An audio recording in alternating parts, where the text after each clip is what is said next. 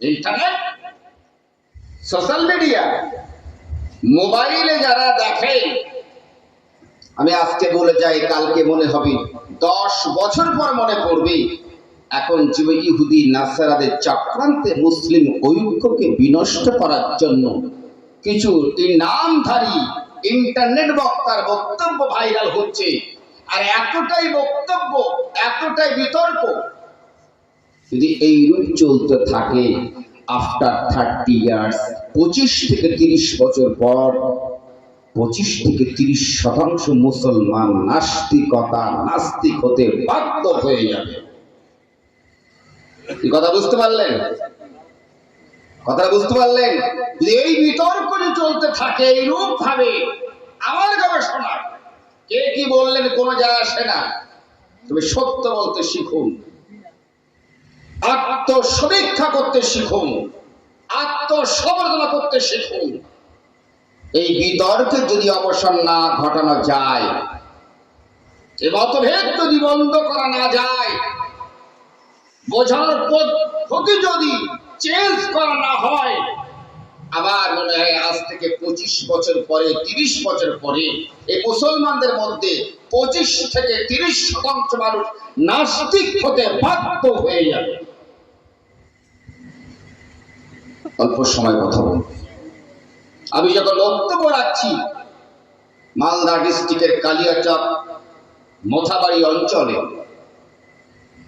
ঠিক এইরকম সময় পৃথিবীর মানচিত্রে একটি দেশ যার নাম হলো ফিলিস্তিন, যেখানে অবস্থিত বাইতুল মুকাদ্দাস জেরুজালেমে,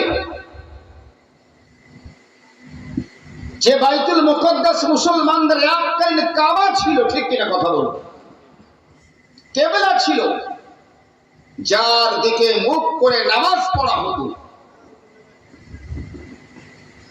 মুসলমানের দুইটি কেবলা, নাম্বার 1 কাবা বাইতুল্লাহ, যে কাবা বাইতুল্লাহকে ইব্রাহিম আলাইহি ওয়াসাল্লাম তার প্রিয় পুত্র ইসমাইল আলাইহি ওয়াসাল্লামকে সঙ্গে নিয়ে পুনর্নির্মাণ করেছিলেন। যে কাবা বাইতুল্লাহ নবী মুস্তাফার জন্ম লগ্নে মা আমিনার ঘরে ঝুঁকে পড়েছিল, শোনেন নাই? সাল্লাল্লাহ বলে সিজদা করে কাবা বাইতুল্লাহ, সাল্লাল্লাহ বলে সিজদা করে কাবা বাইতুল্লাহ, যার প্রেমে ঝুঁকে পড়ে আরশে আল্লাহ। এই কাবা বাইতুল্লাহ নির্মাণ করেন যিনি, ইব্রাহিম আলাইহি ওয়াসাল্লাম তার প্রিয় সন্তান ইসমাইল আলাইহি ওয়াসাল্লামের সঙ্গে করি। ঠিক 40 বছর পর ইব্রাহিম পয়গম্বরের আরেক পুত্র, যার নাম হলো ইসহাক আলাইহি ওয়াসাল্লাম, যাকে গোটা বিশ্ব চলে আইজাক নামে, এই ইসহাক আলাইহিস সালাম বাইতুল মুকাদ্দাস নির্মাণ করেছিলেন। যে বাইতুল মুকাদ্দাস মুসলমানদের কিবলা ছিল,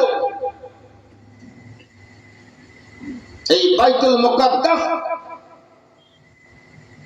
যাকে কেন্দ্র করে ইসরায়েলরা হাজার হাজার নয় লক্ষ লক্ষ ফিলিস্তিনি তরুণ যুবক, আবাল বৃদ্ধ, কচি কাঁচা, নর নারী নির্বিশেষে অত্যাচারে চালিয়ে চলছে,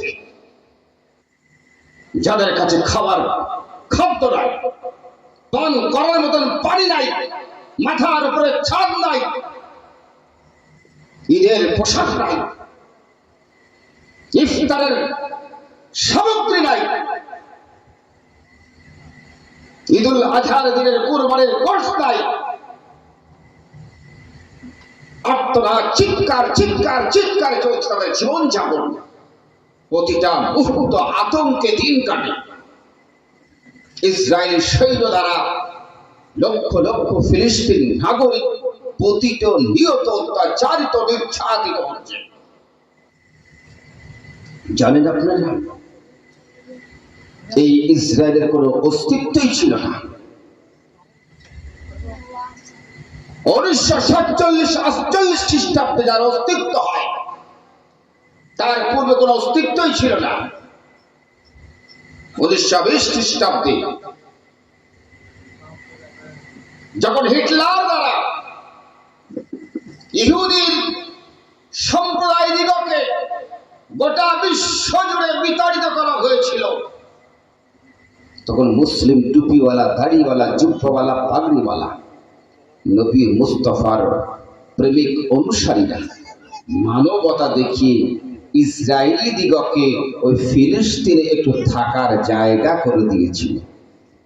দুঃখের বিষয়, 1947-48 খ্রিস্টাব্দে এই ইসরায়েল নিজেরাই স্বতন্ত্র একটা রাষ্ট্র কায়েম করে বসলো। জোরে বলুন নাউজুবিল্লাহ। আজকে যে ইসরায়েলের পক্ষে আমেরিকা, ভারত, আরব, আমি আরবকে বাদ দেব না, হয়তো আজকে এখানে অনেকে বসে আছে, আজ যদি আরব দেশের কোনো রাজা বাদশার যদি হুমকি থাকতো, ইসরায়েলের বাবার ক্ষমতা ছিল না ফিলিস্তিনি নাগরিকের উপরে অহরহ অত্যাচার চালানো। বক্তব্য রাখার উদ্দেশ্যটা এটাই, আজ মুসলিম জাতি কতটা ক্ষতিগ্রস্ত, যাদের কাছে খাবার খাদ্য নাই, যাদের কাছে পরার বস্ত্র নাই, যাদের কাছে মাথার উপরে ছাদ নাই, সমস্ত দিক থেকে মুসলিম দিগটা পঙ্গু জাতিকে পরিণত করার চেষ্টা করা হয়। আমি একটু অন্য প্ল্যাটফর্মে কথা বলতে চাই। কদিন আগে ভোট হয়েছে, পঞ্চায়েত ইলেকশন পশ্চিমবঙ্গ, মাত্র 5,000 টাকার বিনিময়ে এক মুসলমান অপর মুসলমানকে মারতে চলেছে। 200 টাকার বিনিময়ে বোম নিয়ে ছুটে পালিয়েছে।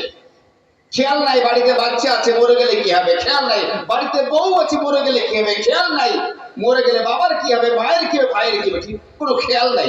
এটা কেন অভাব? ওটা কথা বলবো, শুনে নেবেন। আমি আগামী দিনে বক্তব্য রাখার সুযোগ পাবো কি পাবো না আমি জানি না, আপনারা আমাকে আনবেন কি আনবেন আমি জানি না, তবে আমি শাহনওয়াজ আজকের এই মঞ্চে যে কটা কথা বলবো একটু ভালো করে অনুধাবন করার চেষ্টা করবেন। আমি আজকে নামাজের কথা বলবো না, আমি আজকে রোজার কথা বলবো না, আমি আজকে হজের কথা বলবো না, আমি আজকে আপনি কেমন করে সমাজের মুখে মাথা উঁচু করে দাঁড়াতে পারেন সেই কথা বলে যাব। যে মুসলিম সমাজ মাথা উঁচু করে কেমন করে দাঁড়াতে শেখে। একটা সময় হুজুরা বক্তব্য রাখতেন, আমার এলাকায় রাখা হয়, আল আওলাদ ওয়াল মাল ও ফিতনাতুন, সন্তান আর মাল হলো ফিতনা। আমার নবী গরিব ছিলেন, এতিম ছিলেন, শোনেন না ক্যাসেটে? অতএব তোমরা গরিব থাকো, এতিম থাকো, টাকা টাকা করো না। যারা টাকা টাকা করো না বলে বক্তব্য রাখতে মঞ্চে, তাদের দিকে লক্ষ্য করুন, টাকার পাহাড়ে তারা শুয়ে থাকে, আর আপনারা এখনো সহজ সরল মানুষ, আপনারা এখনো অভাব দারিদ্র্যের মধ্যে রাত কাটাচ্ছেন। ঠিক কিনা কথা বলুন?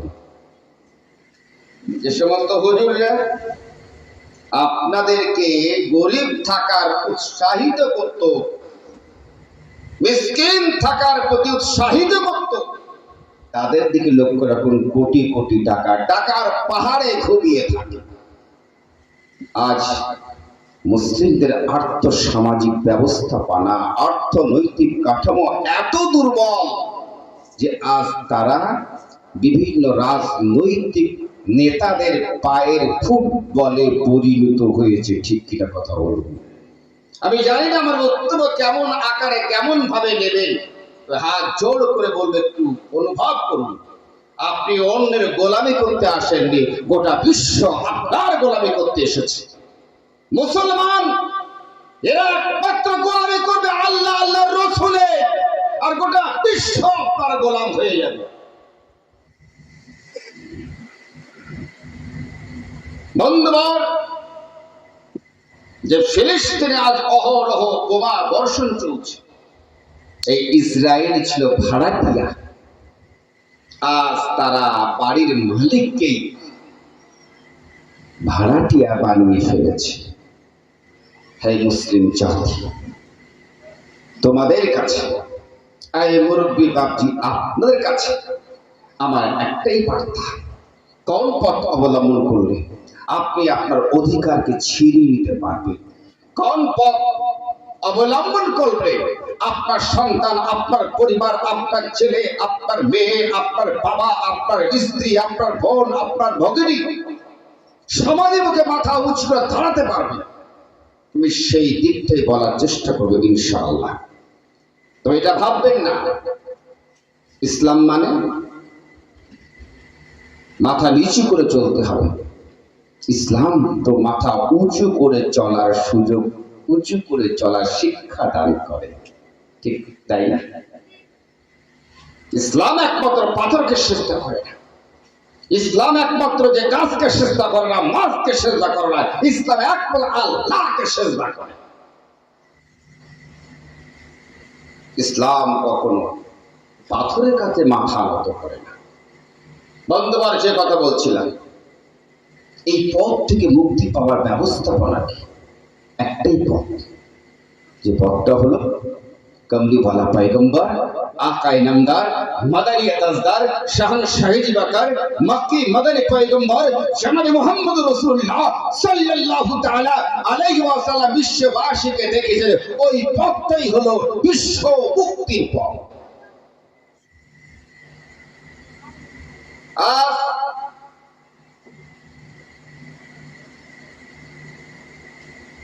ভারতবর্ষের আইন, একটু আগে যখন কুইজ কন্টেস্ট চলছিল, ভারতবর্ষের আইন রচনা করলেন কে? Doctor B.R.. আম্বেদকর। ভারতবর্ষে এত বড় আইন কনক্লুশন ভারতবর্ষের বাইরে কাজ চলে? কথা বলুন, চলে না। বাংলাদেশের আইন বাংলাদেশের বাইরে চলে না, আমেরিকার আইন আমেরিকার বাইরে চলে না, লন্ডনের আইন লন্ডনের বাইরে চলে না, জাপানের আইন জাপানের বাইরে চলে না। চলে কি ভাই? ইউরোপের আইন ইউরোপের বাইরে চলে না, কিন্তু আমার নবীর আইন এমন একটা গোটা বিশ্বের সমগ্র পৃথিবীর সমস্ত দেশেই চলে।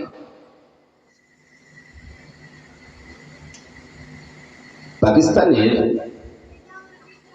বিখ্যাত ব্যারিস্টার মোহাম্মদ আলী জিন্নাহ, তিনি যখন লন্ডন লিঙ্কন ইন ল বিদ্যা, আইন বিদ্যা সর্বোচ্চ ডিগ্রি অর্জন করার জন্য গেলেন, তো তিনি সেখানে একটা তোরণ দেখতে পেলেন, একটা গেট দেখতে পেলেন, আর সেই গেটে বহু আইন রচনাকারীর নাম লেখা ছিল। ভাইরা, তোমরা জানো সেই গেটের উপরে সবার আগে বিশ্বের শ্রেষ্ঠ আইন প্রণেতা হিসেবে যে নামটা দেখতে পেলেন, সেটা অন্য কারো নাম না, সেই নামটা হলো আমার আপনার পয়গম্বর, আকা ইনামদার, মাদানী তাজদার জনাব মুহাম্মদুর রাসূলুল্লাহ সাল্লাল্লাহু তাআলা আলাইহি ওয়াসাল্লামের নামটাই দেখতে পেলেন। এই বার্তাটা আগামীকাল কালিয়াচকের ময়দানে পৌঁছে দিও।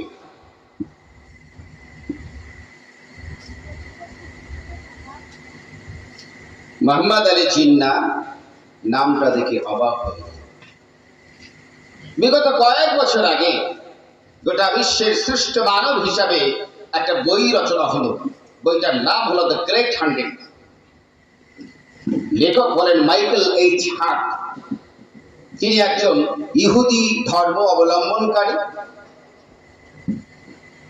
তিনি বইটা লিখছেন, তো সবার আগে যার নামটাতে লিখতে বাধ্য হলে তিনি হলেন আমার আপনার পয়গম্বর জনাবে মুহাম্মদুর রাসূলুল্লাহ সাল্লাল্লাহু তাআলা আলাইহি ওয়াসাল্লাম। সুবহানাল্লাহ।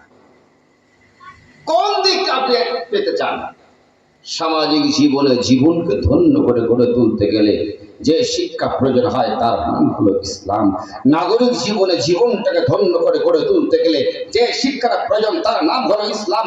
মানবিক জীবনে জীবনকে ডেভেলপ করতে গেলে যে শিক্ষার প্রয়োজন তার নাম হলো ইসলাম। এক কথায় আপনার যত রকম বিদ্যা আছে সমস্ত বিদ্যায় পারদর্শী অবলম্বন হতে গেলে, পারদর্শী হতে গেলে যে বিদ্যা অর্জন করতে হয় তার নাম হলো ইসলাম।